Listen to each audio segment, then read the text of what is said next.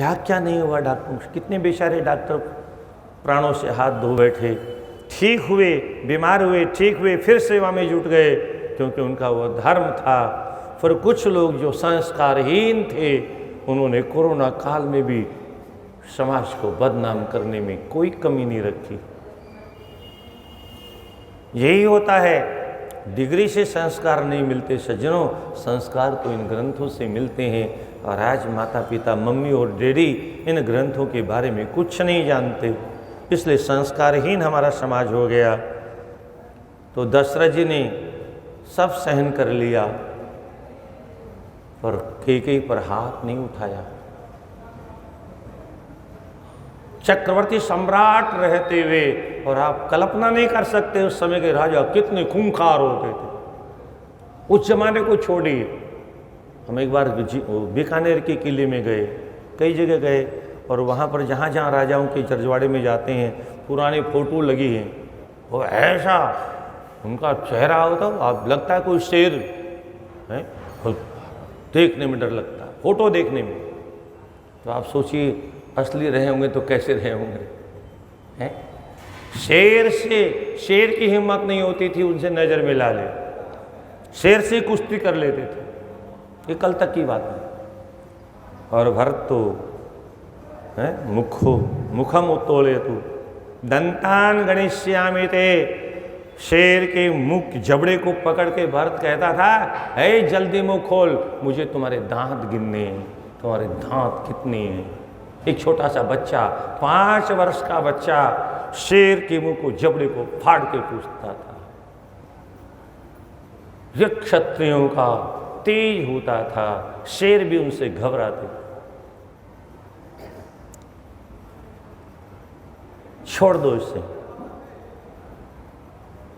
छोटे सरकार ने कहा, भैया ये मृत्युदंड की अधिकारिणी है।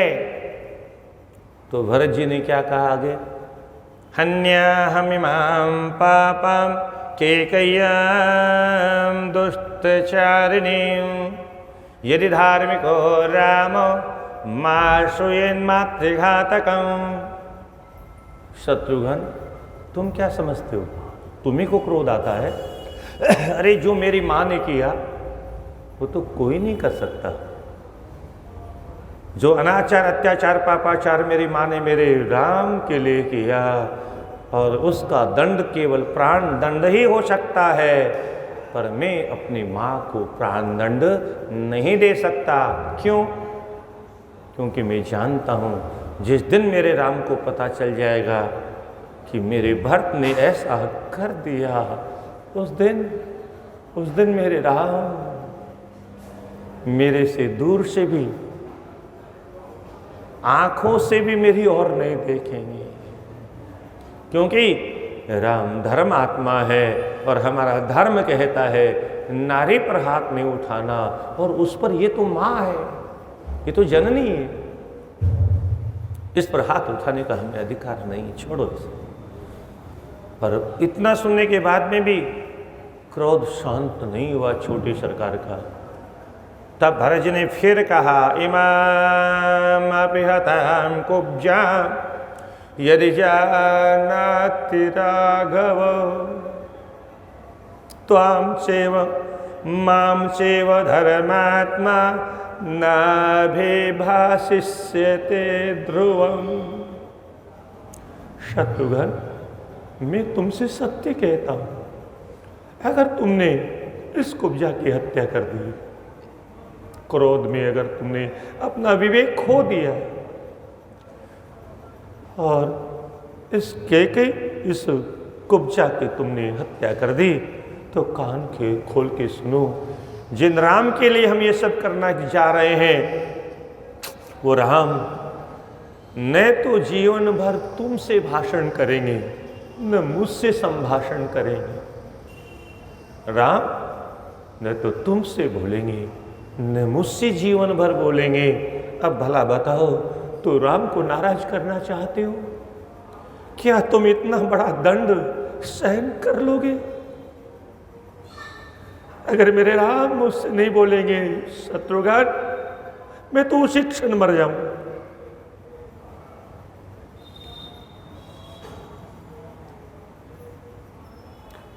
मैं ये सहन नहीं कर सकता शत्रुघ्न, तुम्हारी तुम जानो, पर मैं तुमसे कहता हूं इसे छोड़ दो, यही हमारा धर्म है।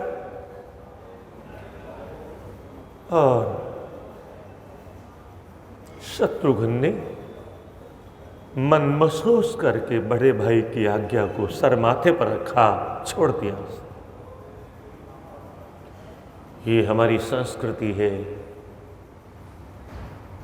जो इन ग्रंथों को नहीं पढ़ते महामूर्ख लोग हैं, वो कहते हैं भारतवर्ष में नारी का पहले सम्मान नहीं था। काला अक्षर जो शास्त्रों का नहीं जानते हैं, उनको शास्त्रों के विषय में बोलने का कोई अधिकार नहीं है। जो हमारे इतिहास को वो मुगलों का लिखा हुआ इतिहास नहीं, वो हमारे दुश्मन अंग्रेजों का लिखा हुआ इतिहास नहीं जो आज बच्चों को पढ़ाया जाता है, जिसमें अकबर को महान दिखाया जाता है और महान महाराणा प्रताप को जंगल की रोटी खाने वाला दिखाया जाता है।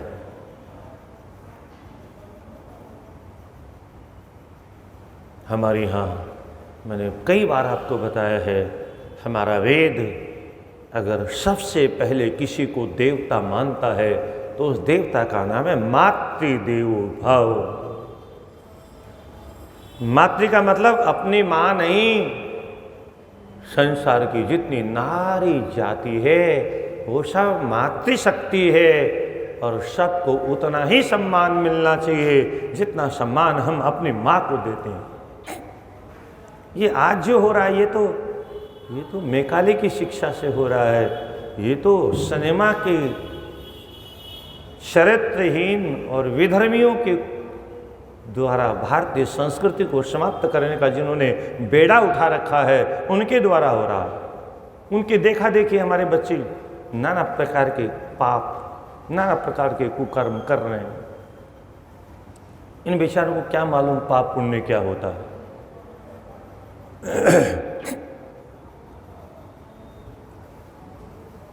ताड़िता ताड़िधूम व्याघ्रिवृंशदंशिका। अगर किसी नारी पर गलती से कोई पुरुष हाथ उठा दे अथवा डांट दे तो उसके बाद में अगर नारी अपने पति को डांटती है तो अगले जन्म में वो व्याघ्री बनती है, बाघ की पत्नी व्याघ्री बनती है, हिंसा करने वाली। यानी पति के प्रति अपशब्दों का प्रयोग किया, अर्थात उसने वाचिक हिंसा की। उस वाचिक हिंसा का दंड क्या होगा? अगले जन्म में हिंसा करने वाली बने। अथवा वृषदंशिका, ओहो बहुत खतरनाक लिखा है, गो भक्षण करने वाले। हालांकि व्याघ्र इत्यादि भी यही काम करते हैं, पर एक वृषदंशिका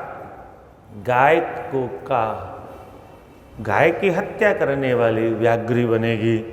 कटाक्षरे यान्यम्बे के कराक्षी तुषा भवेत। अपने पति को कितनी कितनी मर्यादा थी सज्जनों। केवल शयन के इतर समय में अगर अपने पति के प्रति किसी प्रकार का हास परिहास करती है, कटाक्ष इत्यादि का प्रयोग करती है, तो केकराक्षी नाम की एक जाति होती है, वह उस जाति में उसका जन्म होता है। या भर्तारं परित्यज्य मिष्टमश्नति केवलं ग्रामे वासुकरी भूयाद वल्गुर्वाप्येष्वविड्भुजा। अब ये कुकर शुकर कौन बनते हैं, शास्त्रों में सब लिखा है, पर दुर्भाग्य हमारा है कि हम पढ़ते सुनते नहीं और कोई हमें सुनाता नहीं। बैंड बाजे कोई लोग कथा सुनते हैं, ठुमका लगाने कोई लोग कथा सुनते हैं, समझते हैं और कुछ नहीं समझते। या भर्तारम परित्यज्य, कुछ मिष्टान्न घर में आया, पति घर में नहीं है और पत्नी ने अकेले ही स्वाहा कर लिया। क्या होगा? परिणाम क्या होगा? बोलो ग्रामे वासुकरी भूयात, वह गांव की सूरिया बनेगी। सुअर दो तरह के होते हैं, एक जंगली सुअर होता है, एक शहरी सुअर होता है। जंगली सुअर और शहरी सुअर में अंतर होता है। आप कहोगे सुअर सुअर में तो अंतर नहीं होना चाहिए, होता है। क्या होता है? गांव में रहने वाला सुअर केवल गंदगी का भोजन करता है, गंदगी में ही सोता है, गंदगी में ही जीवन है उसका, वही बिछोना है, वही सोना है, वही खाना, वही पीना। पर जंगली सुअर ऐसा नहीं करते, वो जंगल में मोथा खाते हैं। बरसात काल में मोथा अगर कभी देखा हो आपने, तो वो जंगल में उसको खोद खोद के उसको खाते हैं, अथवा घास फूस खाते हैं, पर गंदगी नहीं खाता जंगल में रहने वाला। तो अपने पति को बिना खिलाए जो मिष्टान खा लेती है, वो है अगले जन्म में गांव की सूरिया बनती है, अथवा बकरी बनती है? जो हर समय कुछ न कुछ चरचराती रहती है। बकरी के बारे में एक दृष्टांत भी बहुत पुराना है। एक राजा जो है वो घोषणा करता था, मेरी बकरी का जो पेट भर देगा उसको मुंह मांगा इनाम दिया जाएगा। और ये बकरी और कोई नहीं, ये हम सब हैं। क्या ये कथा बहुत हमारे ऊपर चरितार्थ होती है। जो विषय भोग करने वाले लोग हैं उनको बकरे की उपमा दी गई है। तो बहुत लोग ले गए, पर उसका रबड़ी मलाई कुछ भी खिलाया पर उसका पेट कोई नहीं भर पाया। एक कोई हमारे जैसा पागल बाबा जी मिल गया, उसने कहा हम पेट भर देंगे। बोले बड़े बड़े सेठ साहूकार ले गए, वो तो पेट भर नहीं पाए। तुम्हारे पास तो पहनने के कपड़े भी नहीं हैं, तुम क्या खिलाओगे? बोले उसकी आप चिंता मत करो, हम क्या खिलाएंगे क्या नहीं खिलाएंगे, पर ये दावा है कि आप इसको कुछ भी खिलाना, ये आँख से देख तो सकती है पर खा नहीं सकती, और ज़्यादा अगर खिला दूंगा तो फिर देखेगी भी नहीं। बोले अच्छा। ले गया पट्ठा, जंगल से घास लेके आया, उसके सामने रखा, उसने खाने के लिए मुंह चलाया, उसने दे डंडा। थोड़ी देर बाद में उसने फिर मुंह चलाया, फिर डंडा, फिर मुंह चलाया, फिर डंडा।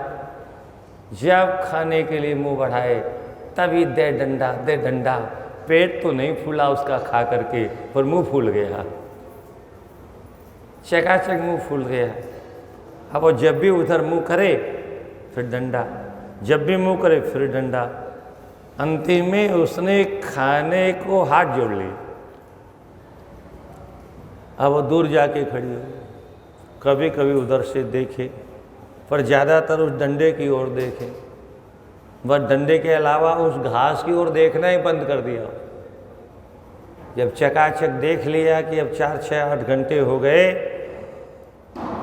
अब ये केवल डंडे की ओर देख रही, घास की ओर देख भी नहीं रही है। बोले अब ले चलो। वो राजा के पास ले गया। राजा ने देखा कितने दिन से भूखी है ये, तुम तो कह रहे थे हम पेट भर देंगे, और तुमने तो इसको बेचारी को हड्डी हड्डी करके ले आए। बोले राजन, आपको पेट भरने की बात की थी मैं, कुछ खाएगी नहीं, ये मेरी गारंटी है। क्या खिलाया क्या नहीं खिलाया ये बाद में बताएंगे, पर आपकी हिम्मत हो तो कुछ खिला के दिखा दो। राजा ने हरी हरी घास मंगवाई, पर वो पट्ठा डंडा लेके वहीं खड़ा था। अब वो डंडे की ओर देखे, क्योंकि उसे तो मालूम था अगर हमने इसकी तरफ थोड़ा सा भी मुंह किया फिर टनाटन पड़ जाएगा। इसलिए वो डंडे की ओर तो देखती रही, पर उसने घास की ओर मुंह नहीं किया। राजा को बड़ा आश्चर्य हुआ। अरे बोले तुमने तो गजब कर दिया, पेट तो इसका चिपक गया, मुंह इसका फूल गया, तुमने पेट में नहीं खिलाया, मुंह में खिलाया क्या? बोले हाँ हाँ सरकार, मैंने इसको मुंह में भोजन दिया। बोले ऐसा मुंह में क्या भोजन दिया जो बिना पेट में गए खून बढ़ गया मुंह का? बोले डंडा देख रहे हो ना, यही इसका भोजन है, मैंने यही भोजन करवाया इसको। और अब इसकी हिम्मत नहीं है जो घास की ओर देख भी ले, क्योंकि उससे खतरनाक डंडा है। यही साधना है सज्जनों। साधक जब विषय वासनाओं की ओर देखे तो उसको भजन का डंडा उस पर मारो, फिर भजन का डंडा, फिर भजन का डंडा, फिर पूजन का डंडा, फिर यजन का डंडा, फिर स्तवन का डंडा, कोई न कोई डंडा चलाते रहो, बराबर विषयों से दूर रहो। धीरे धीरे धीरे धीरे इंद्रियों का विषयों से वैराग्य हो जाएगा, स्वतः हो जाएगा, चाहने से नहीं होगा। पर हम अगर छोड़ करके साधना में लग जाएंगे तो निश्चित विषयों से वैराग्य हो जाएगा, तो वह बकरी बनती है। इसलिए अकेले कभी नहीं खाना चाहिए। इसके अलावा या तुम कृत्य प्रियम ब्रूयात् मूकाशा जायते खलु या सपत्नीम सदर्शेतस् दुर्भगाशा पुनः पुनः। जो देवी अपने पति को तू तड़ा करके भाषण करती है, क्या छोटे शब्दों का प्रयोग करती, सम्मान पूर्वक, आदर पूर्वक, इज्जत पूर्वक स्वामी कहना, नाथ कहना, आदि आदि जी नहीं, ऐजी ओजी भी नहीं, सीधे तू तड़ा, वो अगले जन्म में क्या होती है? बोले इतना सा पाप किया उसने, केवल अपनी जिह्वा से दुरुपयोग किया, पति के सामने बोलने का दुस्साहस किया, अगले जन्म में उसको जीभ नहीं मिलेगी, वो गूंगी बनेगी। इसलिए आपको अगर कोई गूंगी दिखाई दे जाए अथवा कोई गूंगा दिखाई दे जाए, राधे राधे, तो कोई न कोई उसने इस प्रकार का अपराध किया पिछले जन्म में, काना हो, कोड़ा हो, लूला हो, लंगड़ा हो, किसी प्रकार का दीर्घ रोगी हो, निर्धन हो, मूर्ख हो, कोई भी अगर कष्ट पा रहा है, उसका एकमात्र कारण उसका पूर्व जन्म का अपना किया हुआ पाप है और कुछ नहीं। इसलिए पाप का फल भोगना पड़ता है। तो मूकाशा जायते खलु, और जो अपनी, पुराने ज़माने में सोतें भी बहुत होती थीं, राजा महाराजाओं के तो अक्सर होती थी, तो उनसे जो सोतिया डा करती, अथवा सोत नहीं होने पर भी सोतिया डा मानती हो, किसी से भी ईर्ष्या करने वाली, वो दुर्भगा होती है। इसलिए पुनः पुनः कई जन्मों तक उसको ये सजा मिलती है। इसलिए किसी से दाह नहीं करना चाहिए, ईर्ष्या द्वेष नहीं करना चाहिए। दृष्टिम विलोप्य भरतुर्या किंचिदन्यम समीक्षते काणाच विमुखी चापि कुरूपापि च जायते। जो अपने आप को बहुत सुंदरी मान करके और अपने पति की दृष्टि बचा करके छिप करके किसी पर पुरुष की ओर अपनी आँखों से देखती है, उसको अगले जन्म में आँख नहीं मिलती, वो अंधी होकर के जन्म लेती है। काणाच विमुखी चापी, और साथ साथ में अपने पति से जो विमुख होती है वह कुरूपा बन करके पैदा होती है, रूपहीन बन करके उसका जन्म होता है। जीवहीनो यया यथा देहः क्षणाद शुचितां व्रजेद भर्तृहीनं तथा योषित सुस्नाताप्यशुचिः सदा जीवहीनो यथा देह क्षणात् अशुचिताम व्रजेत। कितना प्यारा वाक्य है सज्जनों। जैसे शरीर से आत्मा निकल जाने के बाद में शरीर अपवित्र हो जाता है, अछूत हो जाता है, उसको छूने पर नहाना पड़ता है। ये बात अलग है कि आज कुछ लोग मुर्दे को भी अपने पेट को शमशान समझ के उसी में डाल लेते हैं। ये हिंदुओं में भी बीमारी आ गई।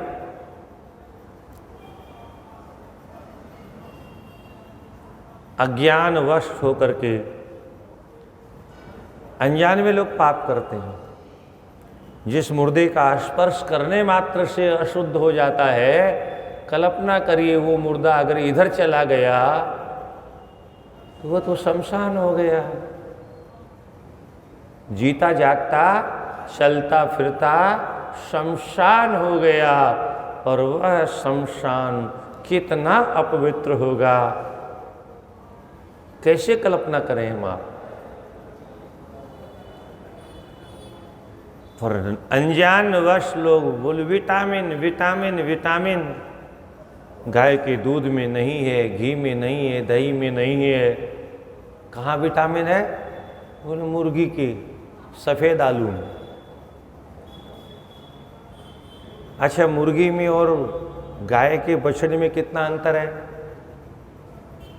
बैल अगर दो अगर यहाँ सड़क पर लड़ना शुरू कर दें तो दुकानें बंद हो जाएंगी, लोगों का आना जाना बंद हो जाएगा।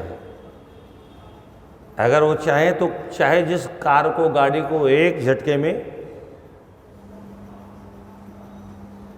एक बार कहीं बैठे थे तो टीवी चल रहा था, तो दो सांड सड़क पर खड़े थे। अचानक एक सांड ने दूसरे को मारने का केवल ऐसे किया, वो डर के भागा।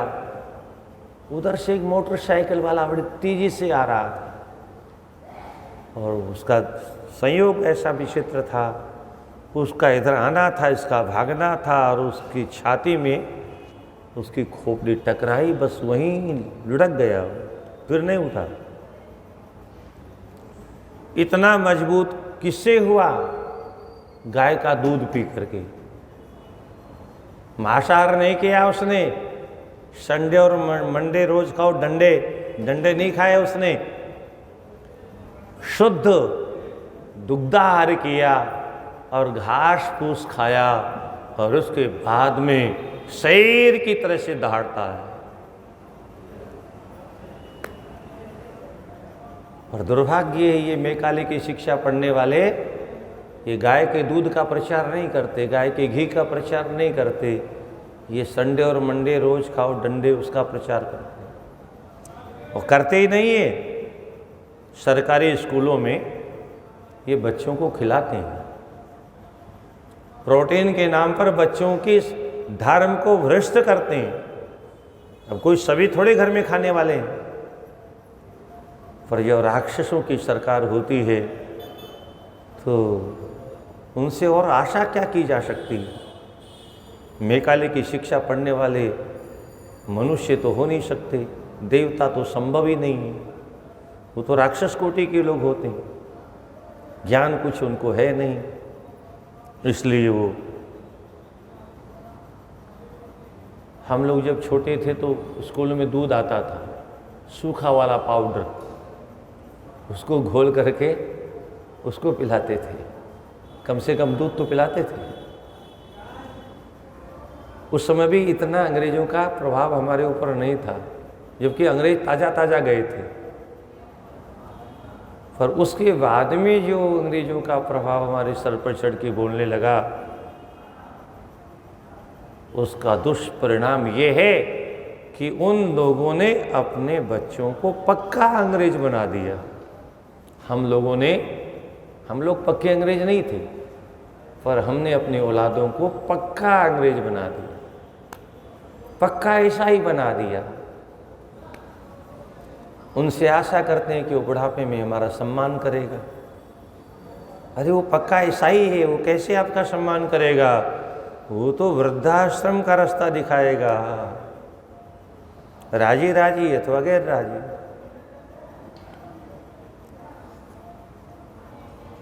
वृद्धाश्रम में क्या होता है,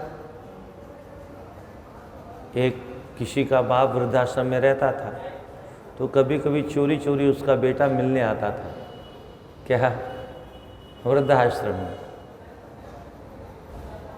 तो पिताजी बहुत वृद्ध हो गए थे, अब कुछ दिन के मेहमान थे, तो किसी से कहलाया तो मिलने आ गया। मिलने आ गया तो अपना दुख सुख सुनाया। उसके बाद में बाप ने कहा, बेटे एक काम करो, इस कमरे में एसी लगवा दो, फ्रिज रखवा दो। तो वो बोला, पिताजी अब तो आप जाने वाले हो, बुरा मत मानिएगा, अब तो आप जाने वाले हो, अब क्या करोगे बुढ़ापे में एसी का, जुकाम खांसी लग जाएगी, खो खो करोगे, ठंडी के मारे परेशान हो जाओगे, बीमार हो जाओगे। फ्रिज का क्या करोगे, ठंडा पानी पियोगे, बीमार हो जाओगे, क्या करोगे। तो पिताजी ने जो कहा उसको सुनिए आप। पिताजी ने कहा, बेटे मैं अपने लिए नहीं कह रहा हूँ ना, मैंने तो बहुत दुख देखे हैं बेटे, बहुत दुख देखे हैं। मैंने तो चना चबा के भी रात गुजारी है, चना खा करके पूरा दिन गुजारा है, हफ्तों हफ्तों चने के अलावा कुछ नहीं मिलता, वो दिन भी देखे हैं मैंने। इसलिए मुझे कोई एसी की ज़रूरत नहीं, मुझे कोई एसी की ज़रूरत नहीं, न फ्रिज की ज़रूरत है, मुझे तो पंखे की भी ज़रूरत नहीं। बोले फिर किसके लिए लगवा रहे हो। बोले बेटे मुझे तो आदत है, पर तुमको आदत नहीं, तुमको आदत नहीं है, इसलिए मैं चाहता हूं कि तुम लगा लो। बोलो मैं क्यों लगा लूं। बोले इसलिए लगाओ कि कल तुमको भी यहीं रहना आकर के। अरे वो क्या कह रहे हो पिताजी, मुझे यहाँ आके रहना है। बोले हाँ बेटे, ये जो परंपरा तुमने डाली है ना, इस परंपरा का निर्वाह तुम्हारी औलाद अवश्य करेगी। जो रास्ता तुमने अपनी औलाद को दिखाया है, उस रास्ते पर तुम्हारी औलाद नहीं चलेगी। ये तुमने कैसे समझ ली है। इसलिए तुम्हारे भले के लिए कह रहा हूं। मैंने तो गुजार दिया पूरा जीवन सड़क पर सो सो करके, पर तुमसे इस कमरे में नहीं रहा जाएगा, इसलिए पहले से अपनी व्यवस्था कर लो। कुछ समझ में आया आपके। जो लोग अपने माँ बाप को अनाथालय में अथवा वृद्धाश्रम का रास्ता दिखाते हैं, वो उनको वृद्धाश्रम में नहीं भेज रहे हैं, और स्वयं अपने जाने की तैयारी कर रहे हैं। पहले से अपने लिए वो कांटे बो रहे हैं। इसलिए गलत परंपरा मत डालो। अगर आपने गलत परंपरा डाली तो आपकी औलाद भी, अगर आपने कहा कि ये तुम क्या कर रहे हो, अगर आपने कहा ये तुम कर क्या रहे हो अपने बाप को, तो क्या कहेगा, क्यों पापा आपने क्या किया था अपने बाप के साथ में, हमसे क्या आशा करते हो, हम आपके घर में आरती उतारेंगे। और अगर आप चाहते हो कि आपके हम घर में आरती उतारें, तो जानते हो पापा आपकी परंपरा जो है वो नष्ट हो जाएगी। आपने जो परंपरा डाली है वो खानदानी परंपरा, हम उस परंपरा को नहीं तोड़ना चाहते, हम अपना नाक नहीं कटवाना चाहते पापा, इसलिए आराम से जाओ।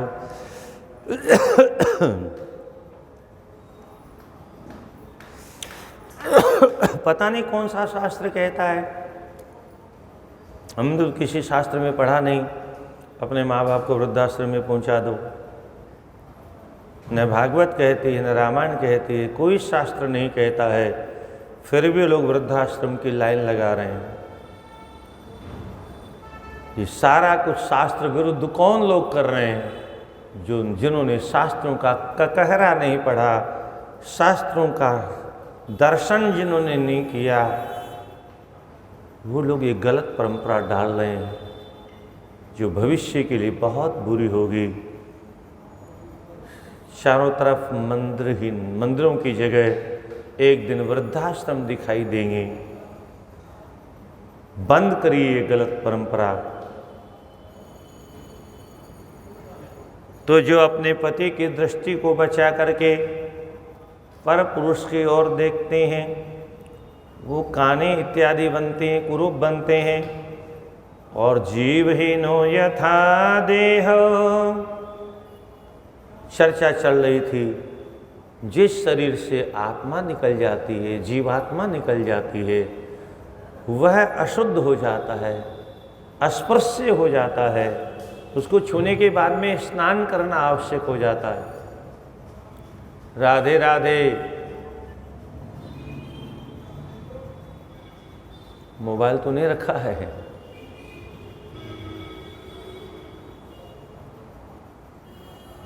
कम से कम कथा में मोबाइल का स्पर्श नहीं करना चाहिए, प्रयास करना चाहिए। कुछ समय तो हम इस आधुनिक बीमारियों से बचें। हालांकि बीमारी बहुत खतरनाक है, फिर भी प्रयास करना चाहिए।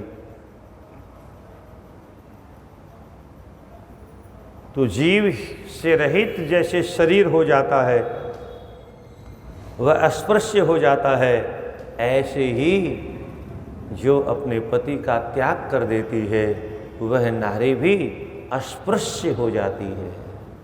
क्योंकि पति ही तो, पति को क्या कहा जाता है? प्राणनाथ। क्या कहा जाता है? प्राण। अब प्राणनाथ नहीं रहे तो फिर प्राण कैसे रह गए? वो निष्प्राण हो गई। और जो निष्प्राण हो गई तो ठीक है, वैसे ही अस्पृश्य हो गई जैसे मुर्दा अस्पृश्य होता है। इसलिए जो अपने पतियों को तलाक देने वाली देवियां हैं, उनको इन शास्त्रों को पढ़ना चाहिए। कम से कम श्रावण के महीने में तो इन कथाओं को अवश्य सुनना चाहिए। कथा सुनने में ये सब संभव नहीं है, क्रमशः कथा कहना। इसलिए स्वयं घर में ध्यान से इन ग्रंथों को पढ़ना चाहिए। पर आजकल ये मोबाइल पढ़ने देगा तब ना। क्या ये जो बीमारी मोबाइल की लग गई, इस बीमारी की कृपा तो ऐसी हो रही है, धीरे धीरे हिंदुओं के बच्चे अब हनुमान चालीसा भी नहीं पढ़ेंगे। क्या होगा कल्पना करिए आप।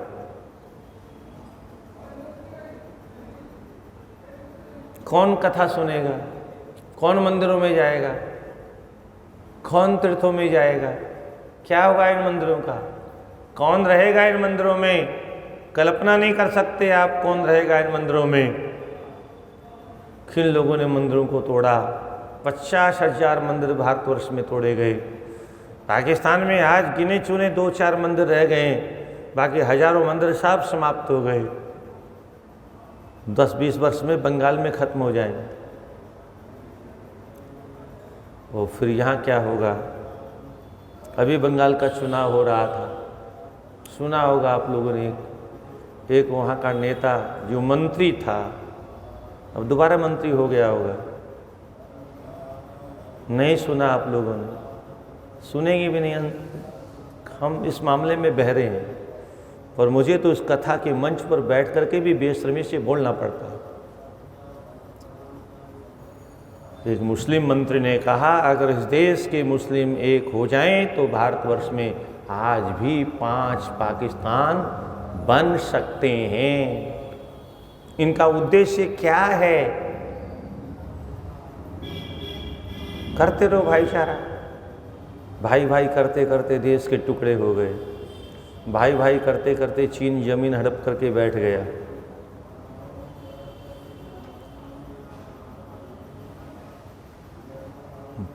साधन्या जनने लोके सधन्यो जनकः पिता धन्यस्य च पतिर्यस्य गृहे देवी पतिव्रता। वह माँ भाग्यशाली है, वह पिता भाग्यशाली है जिसके घर में कोई पतिव्रता बेटी है। वैसा ससुर भाग्यशाली है जिसके घर में पतिव्रता बहू है। वह पति भाग्यशाली है जिसके घर में पतिव्रता पत्नी है। इतना ही नहीं, वह गांव वह शहर भी भाग्यशाली है जिस गांव शहर में कोई पतिव्रता नारी का निवास होता है। हम पतिव्रता की चर्चा तो कर रहे हैं, पर आप राजस्थान वालों को मालूम होगा, अधिकतर कुछ वर्षों पहले एक बवंडर हुआ राजस्थान में। सती मंदिरों को बंद कर दिया गया। अर्थ क्या निकला?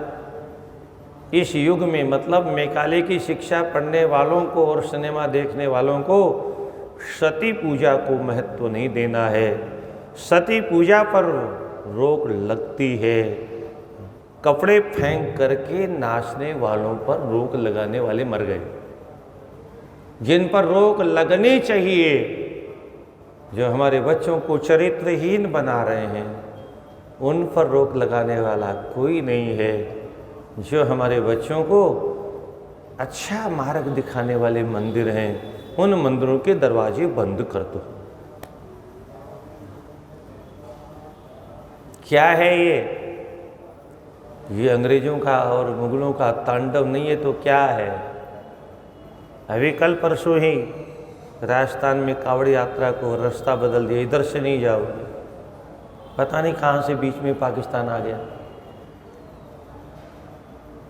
और दंगे तो बहुत बार हो चुके हैं। कल भी कहीं अच्छी पिटाई हुई। ये हमारे देश की दशा है और इसका कारण केवल हम हैं, क्योंकि हमारे अंदर एकता नहीं है। क्यों एकता नहीं है? क्योंकि हमको नेताओं ने बांट दिया।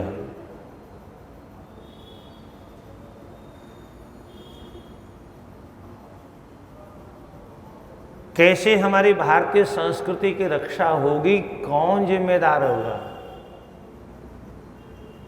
कौन चिंतन करेगा इस पर? धन्य च पतिर्यस्य गृहे देवी पतिव्रतः पितृवंश्या मातृवंश्याः पतिर्वंश्यास्त्रयस्त्रयः पतिव्रतायाः पुण्येन स्वर्गे सौख्यानि भुंजते। पतिव्रता जिस घर में होती है, उस घर वालों को क्या लाभ होता है? मान लो पतिव्रता, उसको लाभ मिला, पर और किसी को क्या लाभ हुआ? तो यहाँ वह लाभ बताया गया है। जिस घर में कोई पतिव्रता नारी है, उस घर में उसके माता पिता, उसके माता की 3 पीढ़ियाँ, उसके पिता की 3 पीढ़ियाँ, उसके ससुराल की 3 पीढ़ियाँ, ससुराल के माता पिता की 3 पीढ़ियों का उद्धार हो जाता है। एक पतिव्रता का इतना अद्भुत प्रभाव होता है।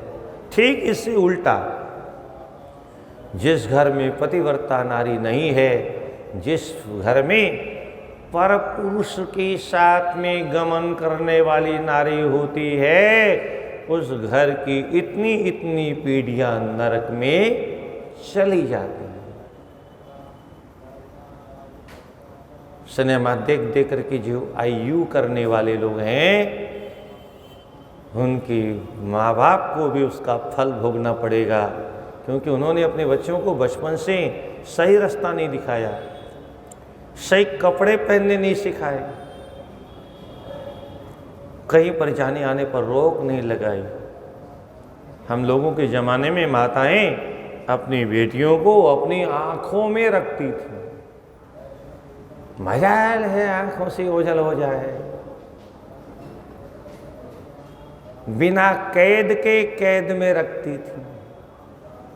क्यों?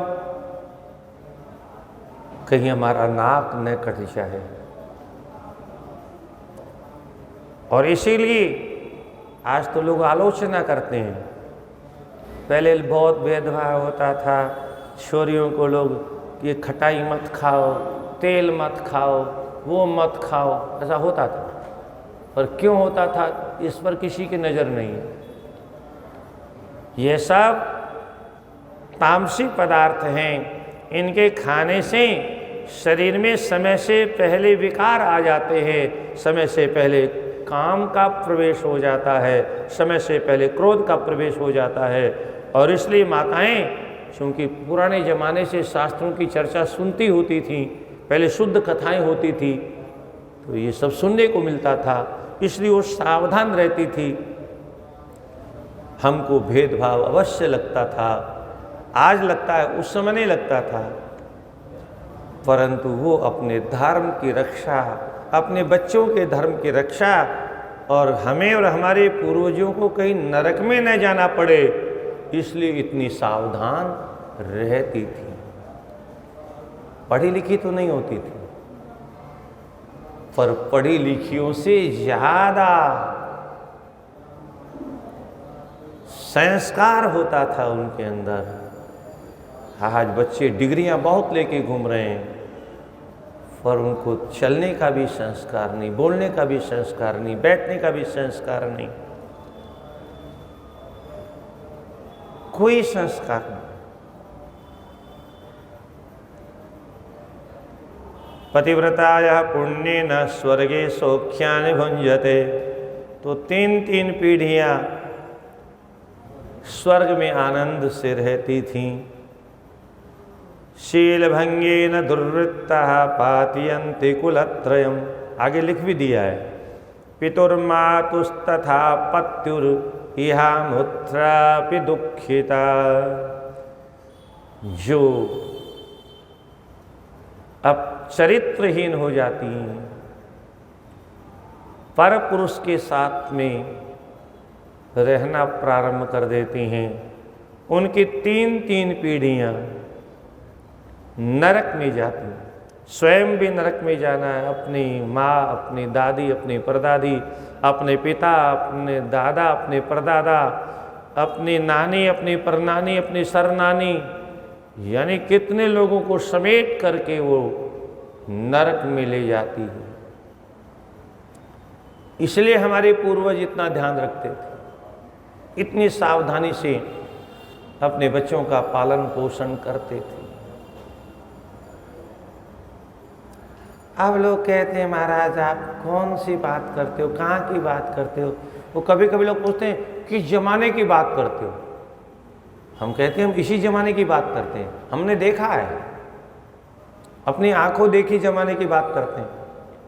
अरे बोले महाराज ये सब पहले भी होता था, केवल मीडिया नहीं था इसलिए प्रचार नहीं होता था, आज प्रचार हो जाता है।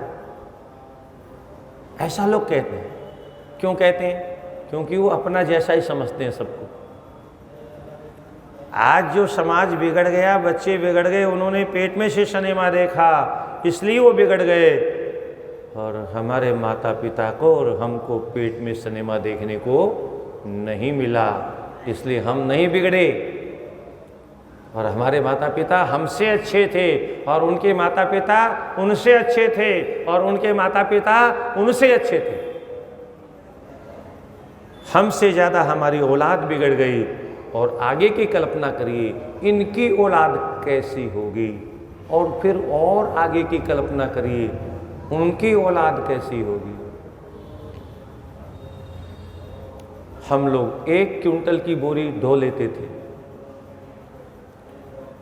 वर्तमान में 50 किलो वाले जिंदे हैं, पर कुछ वर्षों बाद में 50 किलो वाली भी मर जाएंगी। तब 20 और फिर 10 और फिर 5 और फिर 2, फिर ऑनलाइन कौन ढो के लाएगा? सब्जी भी ऑनलाइन आएगी, क्या लाएगा कौन? झोले में भर करके।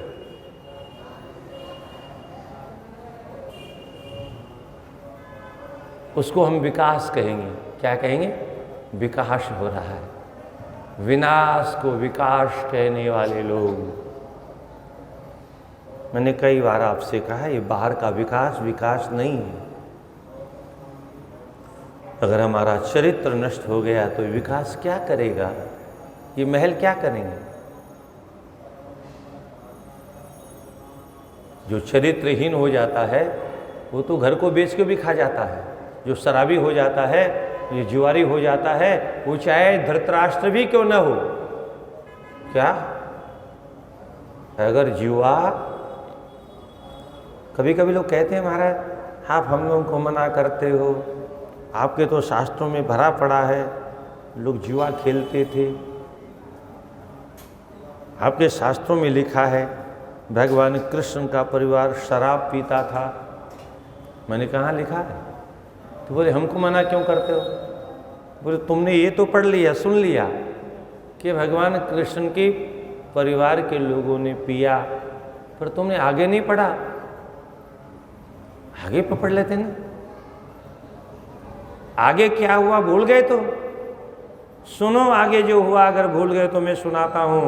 पीने के बाद में जो महाभारत हुई, लड़ करके 56 करोड़ यादव आपस में डिसम डिसम करके ठाई ठाई करके मर गए।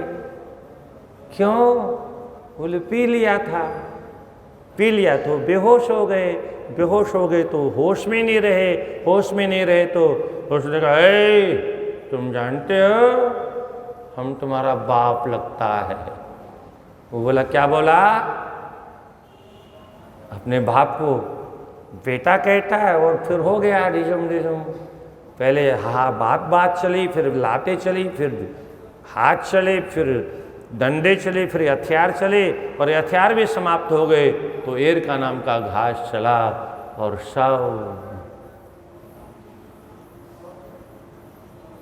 पहले भी जुआ खेलते थे लोग।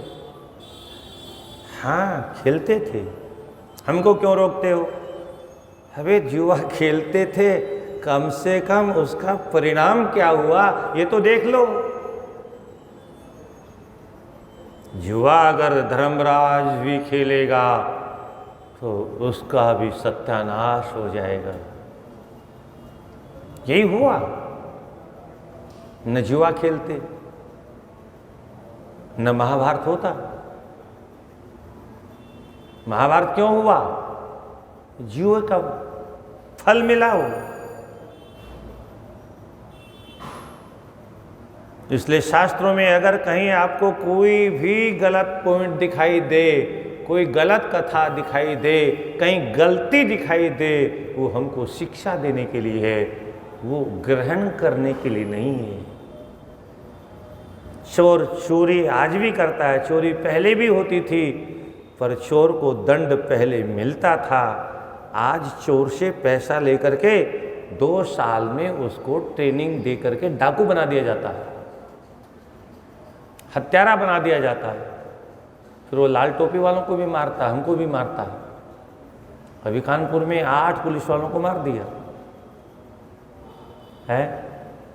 कितने लोग मारे जाते हैं, गिनती थोड़े है।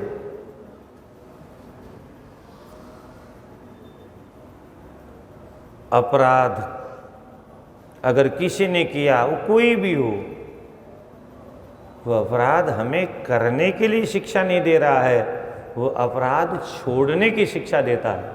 चाहे पहले हुआ हो, चाहे आज हो रहा हो। परंतु आज हम कुछ भी सीखने को तैयार नहीं। क्यों? बोलो केवल पैसा चाहिए।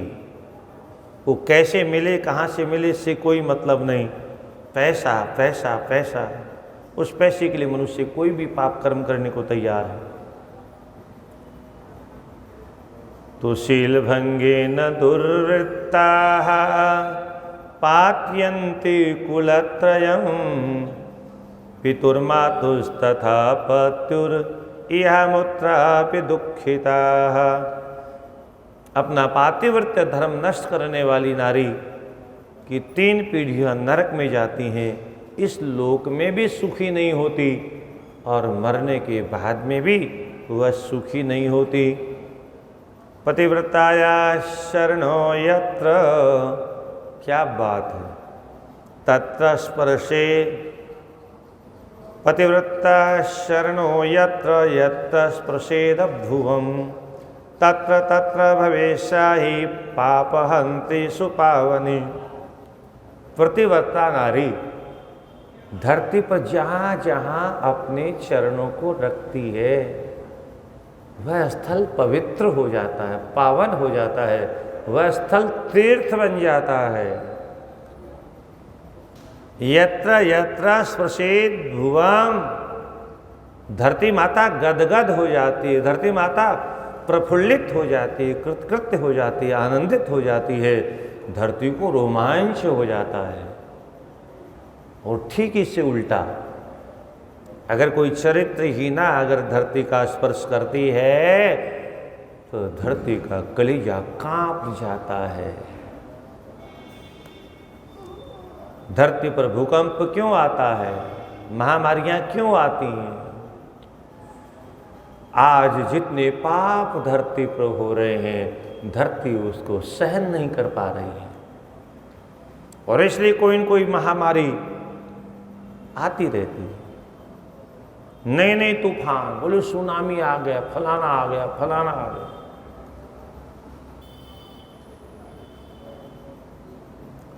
यत्र येद भवेशा ही पापहन्त्रेषु पावनी, उस धरती पर रहने वाला व्यक्ति निष्पाप हो जाता है। पतिव्रता नारी की चरणों की धूली जिसको मिल जाती वह पापी भी तर जाता है।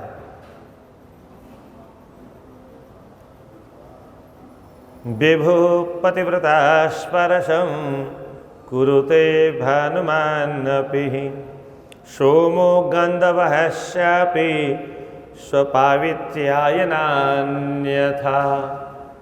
आगे और बहुत बड़ी बात लिखते हैं। व्यास जी महाराज कहते हैं, दुनिया वालों, पतिव्रता की क्या महिमा है। शायद इस लोग, धरती के लोग इसे जाने अथवा न जाने, पर देवता लोग इसकी महिमा को जानते हैं। और इसलिए पतिव्रता की नारी की हवा पाने के लिए सूर्य भगवान भी तरसते हैं। किसी पतिव्रता नारी की हवा का स्पर्श हो जाए तो मेरा कल्याण हो जाएगा। अब आप पूछो कि सूर्य का कल्याण कैसे होगा? क्या सूर्य में भी दोष है क्या? अरे सूर्य तो कितनी गंदगी दहन करता है, नालियों को साफ करता है।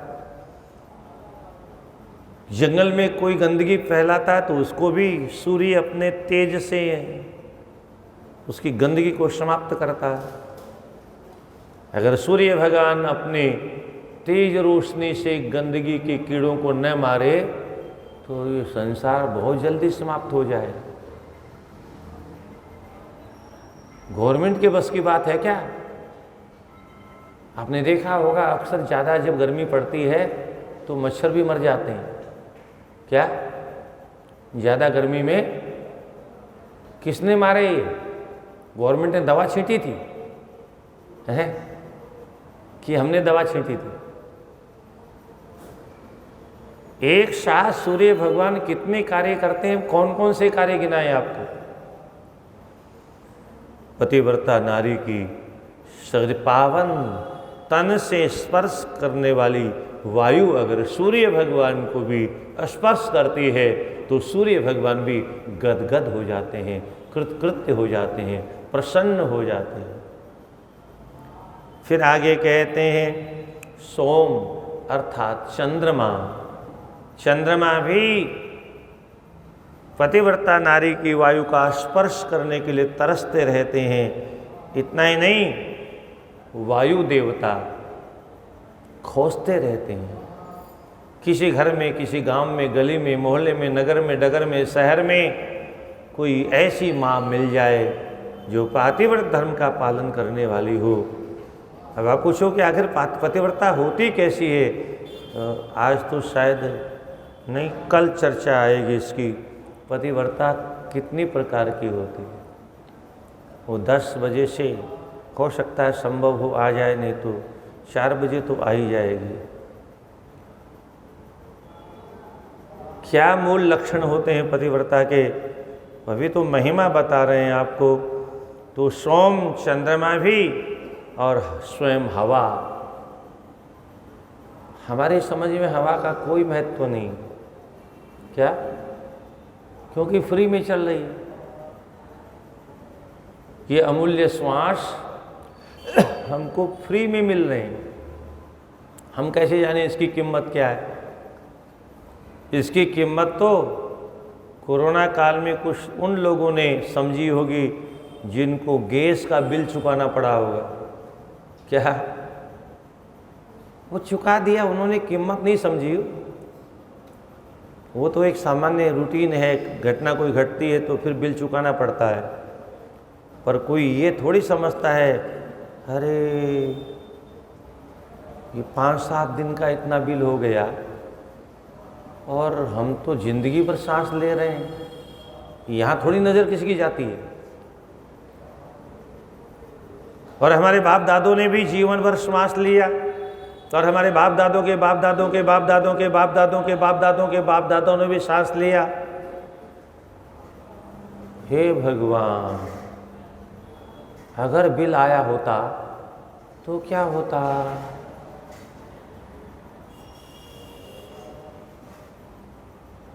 लोग पूछते हैं भगवान किसे कहते हैं? सज्जनों, किसको भगवान कहते हैं?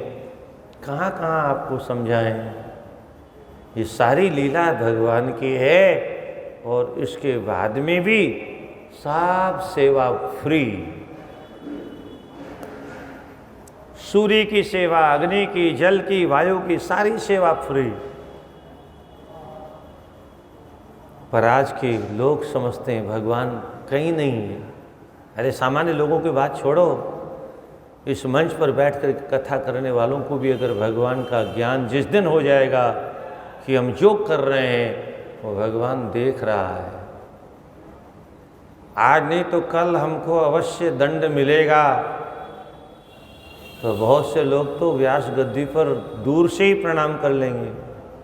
बोले बाबा ये पकड़े कान, हमको धर्म का विनाश नहीं करना है, क्योंकि धर्म का विनाश, हाँ, भीड़ को नहीं देखना कि भीड़ बहुत बढ़ रही है। भीड़ से धर्म का प्रचार नहीं होता है। ये भीड़ तो देखा देखी है, भेड़िया दशांत। धर्म तो आचरण में दिखाई देना चाहिए। वो अगर कथा के वक्ता में ही धर्म का आचरण नहीं दिखाई देता, वहाँ पर भी अगर हर समय लाओ पैसा, लाओ पैसा, लाओ पैसा, तो ये कौन सी कथा सिखाती है भाई?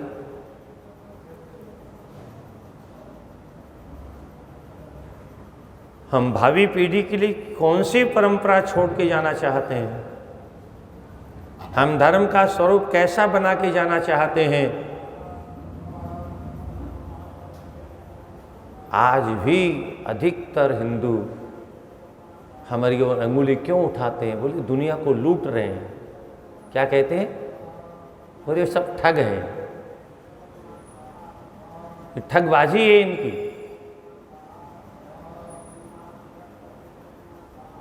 कुछ लोग साफ बोल देते हैं, कुछ लोग बोलते नहीं, चुपचाप जाने दो। आज कुछ लोग कह रहे हैं कल और बढ़ेगी संख्या, परसों और बढ़ेगी, और 10-20 वर्ष बाद में सब ऐसे ही लोग रह जाएंगे। इसलिए अब भी सावधान होकर के शास्त्रों का सांगोपांग अध्ययन करने के बाद तब व्यास गद्दी पर बैठ करके धर्म का प्रचार करना चाहिए, और वह भी जिसको अधिकार है।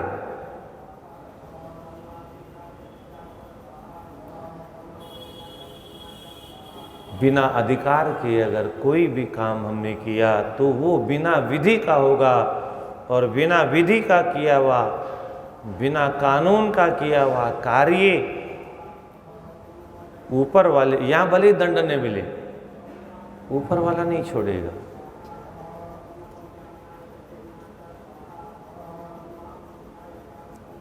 हाँ, कभी कभी यहां पर भी दंड देखा जाता है। और इसलिए बड़े बड़े नामी गिरामी जिनके यहाँ बड़े बड़े प्रधानमंत्री मुख्यमंत्री लाइन लगाते थे, वो भी आज कृष्ण जन्मभूमि में आनंद ले रहे हैं। क्या? हाँ, उसको धोखा नहीं दिया जा सकता। कुछ समय के लिए आप,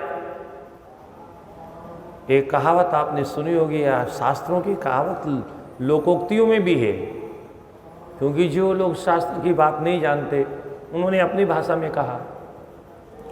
कबीर ने शास्त्रों की बातों को अपनी भाषा में कहा, तुलसीदास जी ने शास्त्रों की बातों को हिंदी में चौपाइयों में कहा, सूरदास जी ने शास्त्रों के सिद्धांत को अपने भजनों में गाया, रैदास ने शास्त्रों के सिद्धांतों को अपने भजनों में गाया।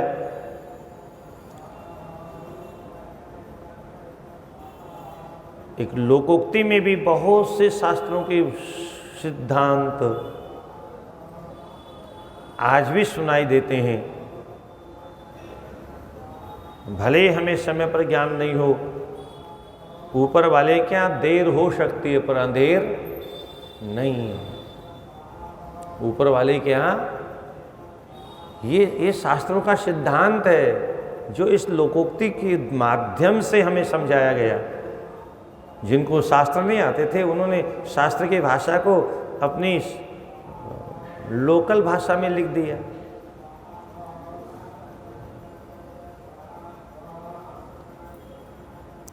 प्रतिवर्ताया शरणो यत्र यत्र स्पृशेद भुवम तत्र तत्र भवेशाहि पापहन्ति सुपावने। सूर्य, चंद्रमा, वायु देवता, ये सब पतिव्रता नारी की हवा से अपने आप को पवित्र मानते हैं, निर्मल मानते हैं। आपः पतिव्रता स्पर्शम अभिलषन्ति सर्वदा अद्य जाड्य विनाशो नो जातस्त्वद्यान्य पावनाः। पतिव्रता के स्पर्श से जल भी अपने आप को पवित्र मानता है। गंगा, यमुना, ये जितने भी तीर्थ हैं, हमारे जैसे पापी बहुत स्नान करते हैं।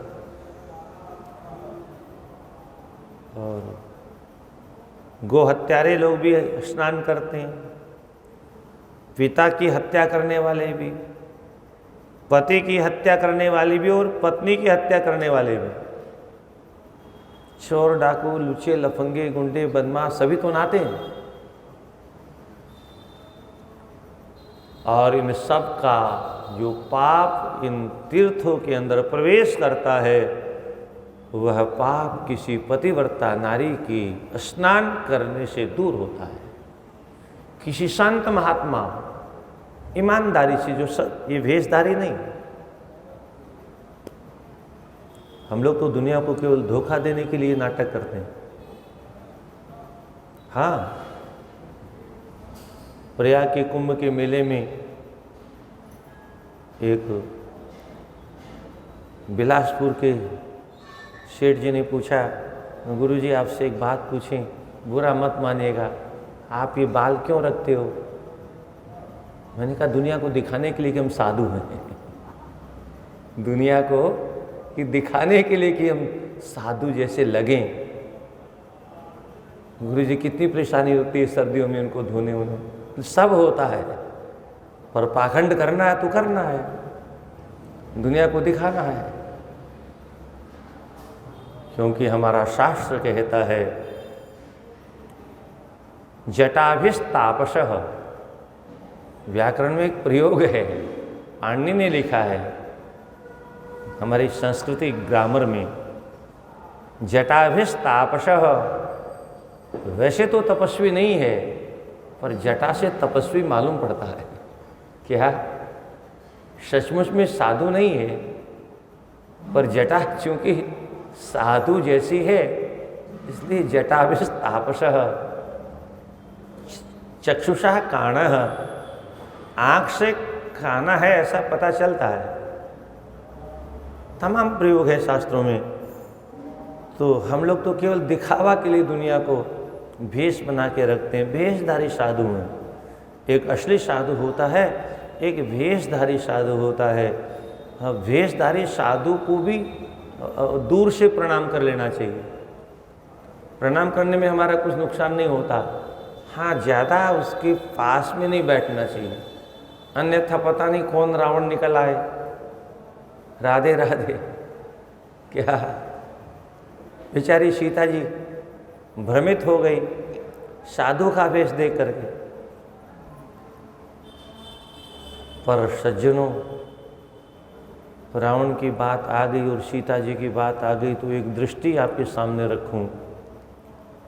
पुराने जमाने के राक्षस भी मर्यादाओं का पालन करते थे। क्या?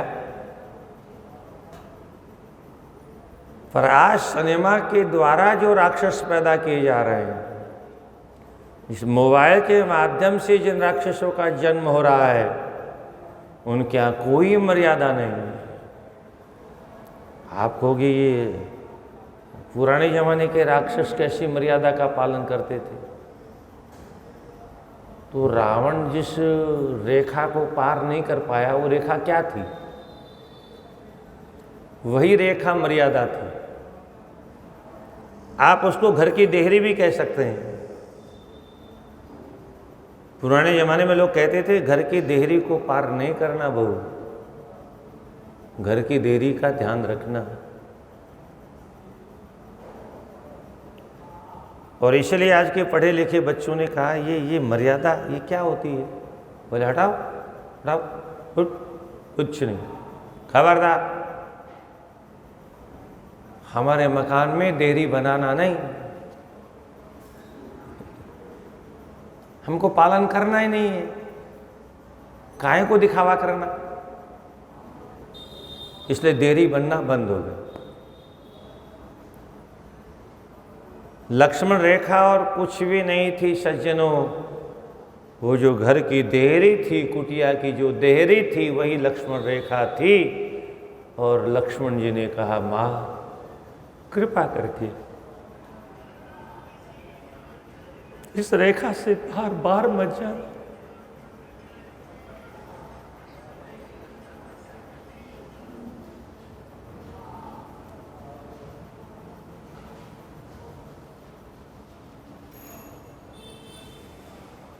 इस रेखा से बाहर मत जाना। और सीता जी जा भी नहीं रही थी। और वो जो पाखंडी बाबा था, वो तो भीतर जा नहीं पाया। क्यों नहीं जा पाया? बोले घर की देहरी के भीतर जब तक पतिव्रता नारी रहती है, तब तक उसमें पातिव्रत्य धर्म के सारे गुण होते हैं। तब तक उसके अंदर पातिव्रत्य धर्म का एक ऐसा तेज होता है, वह तेज अगर किसी पापी को छू गया तो जल करके भस्म हो जाएगा। अगर किसी पापी ने उस तेजस्विनी का स्पर्श कर दिया तो जल करके भस्म हो जाएगा। रावण मूर्ख तो था नहीं हमारी तरह से, पंडित था, पढ़ा लिखा था, सारे शास्त्रों को जानता था। और इसलिए उसने कहा, देवी मैं भीतर नहीं आ सकता। और बंदी भिक्षा में सीता जी ने कहा तो यहीं से ले लो। बोले नहीं नहीं नहीं, ये बंदी भी भिक्षा नहीं लेता, ये बंदी भिक्षा है। अरे भिक्षा देना है तो इस देरी से बाहर आओ। सीता जी ने कहा मैं बाहर तो नहीं आऊँ। तो फिर तुम्हारा गृहस्थ धर्म नष्ट हो जाएगा। अगर आए हुए अतिथि को तुम भिक्षा नहीं दोगी तो तुम्हारा गृहस्थ धर्म नष्ट हो जाएगा। इसलिए या तो भिक्षा दो या तुम अपने अधर्म के कारण अपने पूरे परिवार के साथ पाप भोगने के लिए तैयार हो जाओ। और तब जब जानकी को लगा कि तो हमारा धर्म नष्ट हो जाएगा, ये तो बड़ा अनर्थ हो जाएगा, तो धर्म के बहाने से उसने सीता जी को बाहर आने के लिए मजबूर कर दिया। उद्देश्य क्या था? रावण पंडित था, शास्त्रज्ञ था, वह जानता था घर की देहरी के भीतर जब तक नारी है तब तक वो पतिव्रता है, घर से बाहर आने के बाद में उसका पातिव्रत्य धर्म समाप्त हो जाए, और उसके बाद में मैं अगर उसका स्पर्श करता हूं तो मेरा बाल बांका नहीं होगा। इसलिए उसने बाहर निकाला, और बाहर निकलते ही वो पतिव्रता का तेज समाप्त हो गया, और पतिव्रता का तेज समाप्त होते ही रावण का दुस्साहस बढ़ गया, और आदि शक्ति भगवती पराम्बा जगत जननी मां को लेकर के फरार हो। एक जमाने में रावण जैसा राक्षस भी घर के भीतर घुस करके किसी का अपहरण नहीं करता था। पर मैं आपसे पूछता हूं, आज का राक्षस, घर के भीतर की बात तो छोड़ो, वहाँ तो 4-6 लोग होंगे, एक आध होगा अथवा कोई नहीं होगा आज के ज़माने में, क्योंकि संयुक्त परिवार को हमने चौपट कर दिया, बलिता लगा दिया उसमें। और ये कोई सामान्य, ये एक बहुत बड़ा षड्यंत्र है।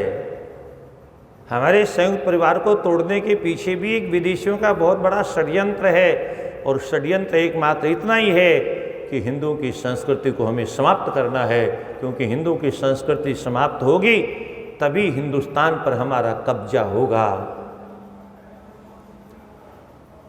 विश्व में 2 लोग ज़्यादा हैं। क्या कह रहा हूं मैं? विश्व में 2 संस्कृति ज़्यादा है, और दोनों की दृष्टि भारत पर लगी हुई है। वो कहता है हम इसको निगल जाएं। 2 अजगर दोनों तरफ से भारत को निगलने के लिए प्रयासरत हैं। कौन पहले भारत को निगले, इस होड़ में दोनों लगे हुए हैं।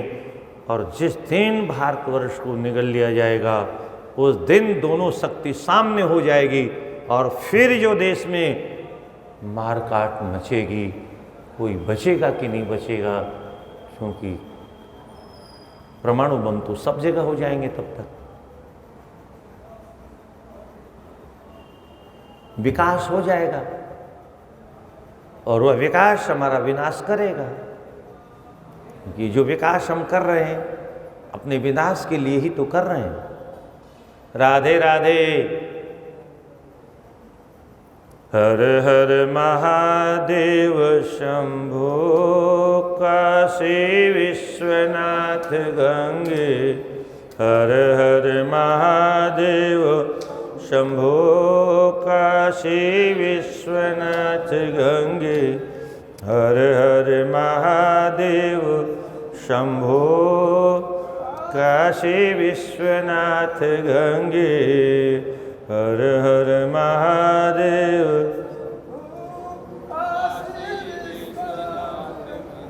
भोले भंडारी की।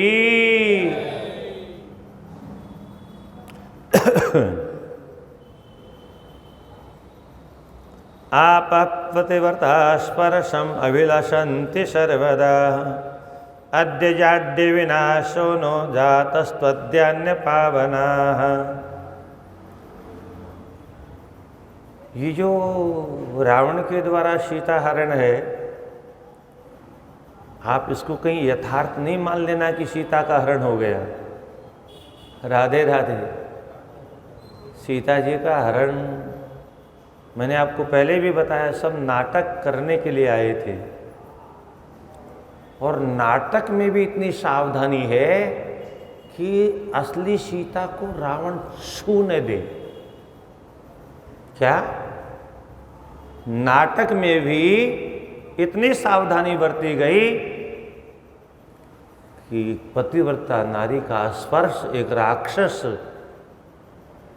अपने गंदे हाथों का स्पर्श नहीं कर सके, इसलिए नाटक में भी नकली सीता बनाई गई। क्या? नाटक में भी नकली सीता का प्रयोग किया गया। मेरी खोपड़ी तो ऐसी ही घूमती रहती, असली सीता का स्पर्श नहीं। नकली सीता को लेकर रावण खुश हो गया है और उसने अपनी मूंछों पर जरूर ताव दिया होगा, मैंने उस तपस्वी को बेवकूफ बना दिया। उसको नहीं मालूम मूर्ख कहीं के, वो सारी दुनिया को बनाने वाला है। तुम्हारे जैसे जैसे कितने पंडित उसने पैदा कर दिए, उसको तुम बेवकूफ बनाओगे हैं? वो पहले से सावधान है। उसकी नारी का स्पर्श तुम्हारी औकात कैसे हो सकती है? तुम्हारा दुस्साहस कैसे हो सकता है? इसलिए राम जी ने पहले ही सब गड़बड़ घोटाला कर दी।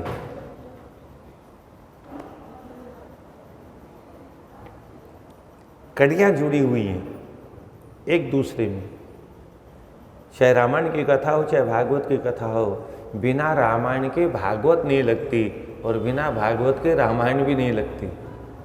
अन्य पुराणों को नहीं पढ़ेंगे तो रामायण नहीं लगेगी। नाचो गाओ ठीक है,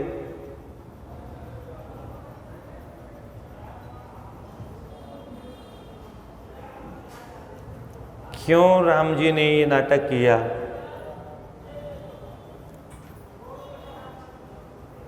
तुलसीदास जी ने तो बहुत साफ नहीं लिखा और वाल्मीकि जी ने साफ लिखा, क्योंकि उन्होंने तो इतिहास लिखा ना, जो हुआ वो स्पष्ट लिखा। संकेत तुलसीदास जी ने भी किया। तुम पावक मह करहु निवासा। क्या कह रहे हो? बोले हाँ आवश्यक है इसलिए कह रहा हूं। मैं कछु कर ललित नर लीला, मुझे कुछ लीला करनी है, नाटक करना है, तो मेरे साथ नाटक नहीं हो सकता। बोलो ना, आपके रहते वो नाटक हो नहीं सकता। अगर आपके साथ में वो नाटक होगा तो फिर परंपरा ही बिगड़ जाएगी। पर हम तो समझ नहीं पाए, हमने तो असली सीता समझ लिया उसको। असली सीता समझ के ही लोग आज भी कहते हैं पहले भी ऐसा होता था, अरे सीता जी का हरण हो गया है। क्या कहा? हर लोग कहते हैं पहले भी स्त्रियों का हरण होता था, आज होता तो तुमको आश्चर्य क्यों होता है? जो त्रेता में भी होता था। अरे पहले जिस नारी का हरण हुआ, पहले उसकी जड़ में तो जाओ, पता तो करो किसका हरण हुआ, असली का हुआ कि नकली का हुआ है? वहाँ नकली सीता का हरण हुआ, असली सीता का हरण नहीं हुआ। संकेत में कहा तुम पावक मोह करहु निवासा। क्यों? बोले आवश्यकता पड़ गई। बोले कब तक? बोले जो लगी करो निशाचर नाशा, जब तक इन राक्षसों का विनाश नहीं करूं तब तक आपको अग्नि में रहना पड़ेगा। क्यों रखा? क्योंकि सीता के ऊपर किसी राक्षस की बुरी दृष्टि न जाए, किसी राक्षस के गंदे हाथ सीता का स्पर्श करने के लिए आगे न बढ़े। लगभग 13 वर्ष 2 महीने हो चुके हैं जंगल में रहते हुए, और जंगल में संत महात्मा ऋषि महर्षि रहते हैं, इसलिए आज तक सीता जी के सामने कोई समस्या नहीं आई। आज तक किसी ने आंख उठा के नहीं देखा। पर अब भगवान कहते हैं अब जहां मैं लीला करने जा रहा हूं वो राक्षसों की भूमि, और वहां ऐसा दुस्साहस हो सकता है। इसलिए भगवान पहले से सावधान हो गए। तुम पावक मोह करो निवासा, जो लगी करो निशाचर नाशा। भगवान ने अग्निदेव के यहाँ धरोहर के रूप में सीता जी को रखा। वाल्मीकि जी स्पष्ट लिखते हैं, बड़ी लंबी चर्चा, पूरी कथा नहीं सुनानी, केवल एक संकेत करना है जिसमें भगवान ने राक्षसों को मारने की प्रतिज्ञा की। उस समय सीता जी नाराज हो गए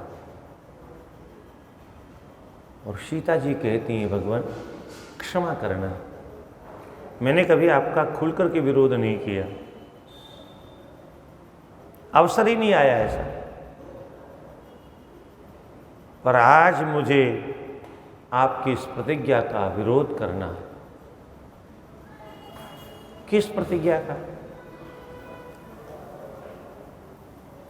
जो आपने कहा है मैं राक्षसों का विनाश करूंगा, इस प्रतिज्ञा को छोड़ दीजिए। हे भगवान, इतना कहना था, राम जी ने जो गजब की बात कही, ये कोई सामान्य मनुष्य नहीं कह सकता। और आज का हिजड़ा तो कह ही नहीं सकता, आज के नपुंसकपति तो बोल ही नहीं सकते ऐसा।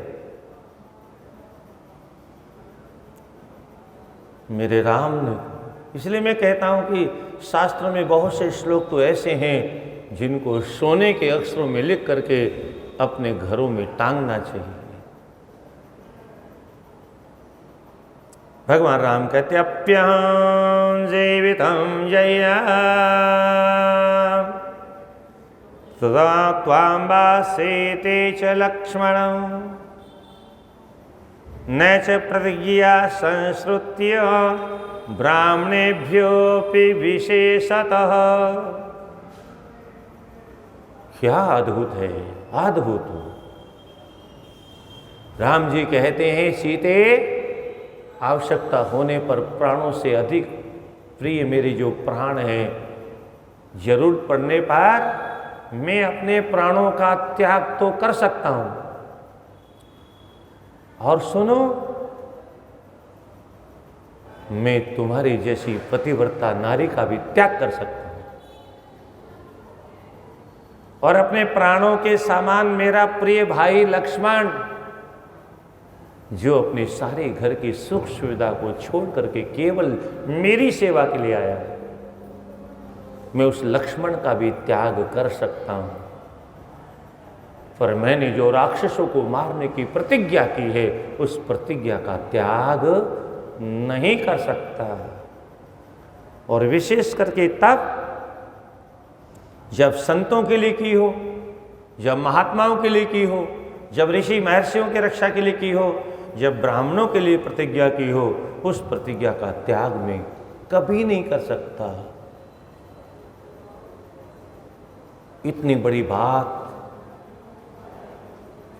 कोई सामान्य मनुष्य कैसे कह सकता है? मैं सीता तुम्हारा त्याग कर सकता हूं। एक राजा को कैसा होना चाहिए, एक राजकुमार को कैसा होना चाहिए, एक होने वाला भावी राजा है, उसके अंदर कैसे संस्कार होने चाहिए, एक एक श्लोक इन शास्त्रों का ऐसा अंतःकरण को गदगद कर देता है। सज्जनों, ये आज के शोरकट नेता क्या जाने शासन कैसा होता है, राजा का दायित्व क्या होता है। यह बहुत लंबी चर्चा है। सीता जी ने कहा आप इन हथियारों को रख दीजिए कहीं। क्यों? बोले बलकल वेश विशेष उदासी। 14 वर्षों के लिए साधु सन्यासियों का वेश बना करके हमको मान्य रहने के लिए कहा ना, और हमारा वेश भी ऐसा ही है। तो साधु सन्यासी जैसा वेश और हाथ में धनुष बाण और तलवार और ये क्या है? ये मैचिंग नहीं करता। आज की भाषा में कहा होगा सीता जी ने, ये मैचिंग नहीं करता। साधु के साथ में ये धनुष बाण मैच नहीं करता, और वेशभूषा मैचिंग वाली होनी चाहिए।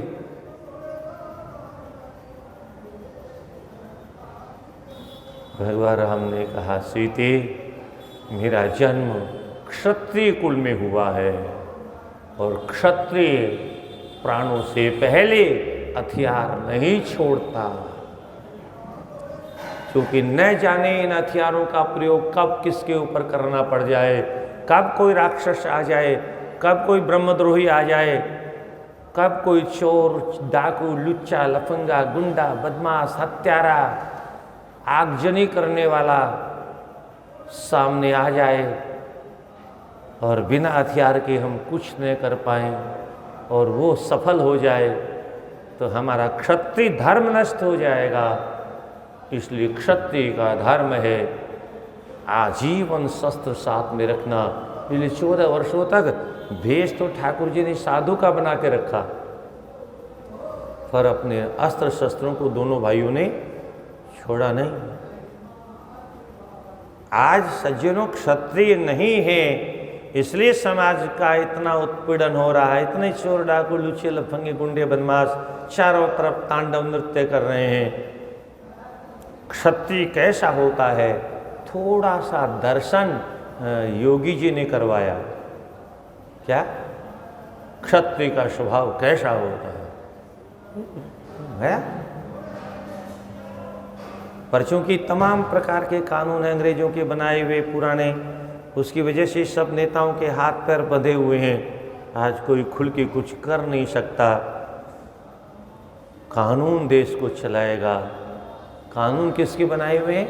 चोरों के, अंग्रेजों का बनाया हुआ कानून। चलिए, तो सज्जनों, हमारा जो संविधान है, हम तो उस संविधान को पढ़ रहे थे। हमारे संविधान में नारी का कितना महत्व है और नारी के नारीत्व मतलब उसकी पातिव्रत्य धर्म की क्या महिमा है। कल फिर हम 10 बजे इसी की चर्चा करेंगे। पूरा नहीं हो तो कोई बात नहीं, फिर शाम को चर्चा करेंगे। कथा कभी पूरी नहीं होती सज्जनों, हमारा समय पूरा होता है, हमारी शक्ति पूरी होती है, हमारी क्षमता पूरी होती है। कथा तो हरि अनंत, हरि कथा अनंता अनंत है। इसलिए हर हर महादेव शंभो काशी विश्वनाथ, हर हर महादेव शंभो काशी विश्वनाथ गंगे, हर हर महादेव।